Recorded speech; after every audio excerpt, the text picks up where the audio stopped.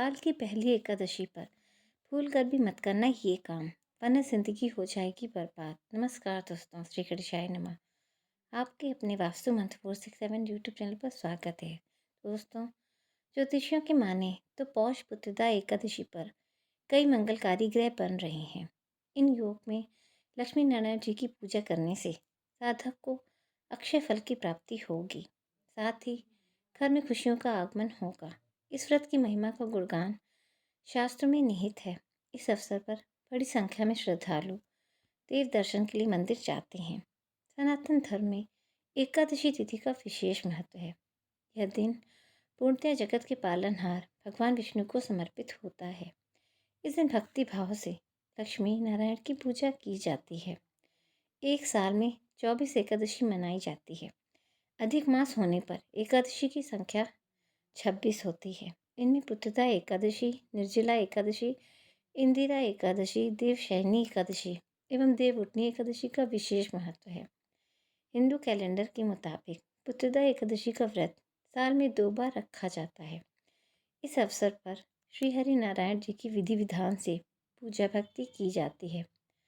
धार्मिक मत है कि एकादशी व्रत करने से साधक को बैकुंठ लोक की प्राप्ति होती है, साथ ही मनोवांछित फल की प्राप्ति होती है।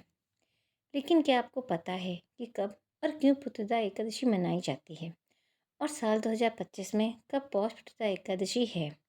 आइए जानते हैं इसके बारे में। पौष पुत्रदा एकादशी का शुभ मुहूर्त।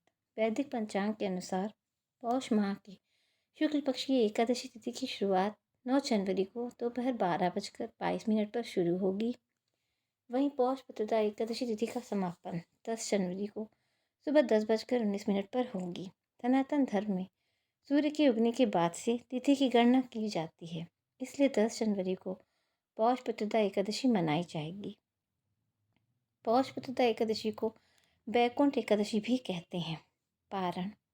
पौष पुत्रदा एकादशी का पारण 11 जनवरी की सुबह 7:15 से 8:21 के मध्य पारण कर सकते हैं। इस शुभ अवसर पर साधक पूजा पाठ कर, अन्न दान कर व्रत खोल सकते हैं। पौष पुत्रदा एकादशी पर बन रहा है विशेष योग। इस वर्ष पौष माह की पुत्रदा एकादशी अत्यंत कल्याणकारी है। इस दिन संपूर्ण दिन ब्रह्म योग का विशेष संयोग उपस्थित है। शास्त्र में शुभ संयोग में दान करने का विशेष महत्व वर्णित है। इस पवित्र अवसर पर व्रत करने से सभी इच्छाएं पूर्ण होती हैं। अब आइए जानते हैं पौष पुत्रदा एकादशी व्रत के लाभ। इस व्रत का अनुसरण करने से भगवान विष्णु की अनुकंपा प्राप्त होती है।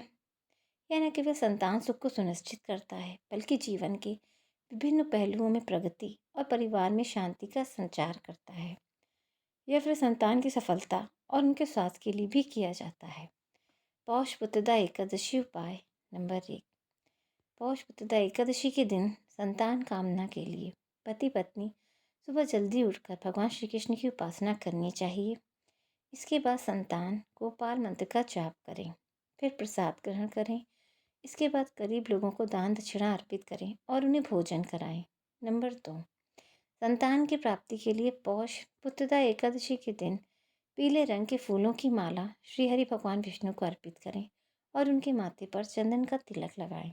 नंबर 3। बच्चों के करियर में तरक्की के लिए पौष पुत्रदा एकादशी के दिन अपनी संतान के माथे पर केसर का तिलक लगाएं और ज़रूरतमंदों को पीले रंग के कपड़े दान करें। नंबर 4।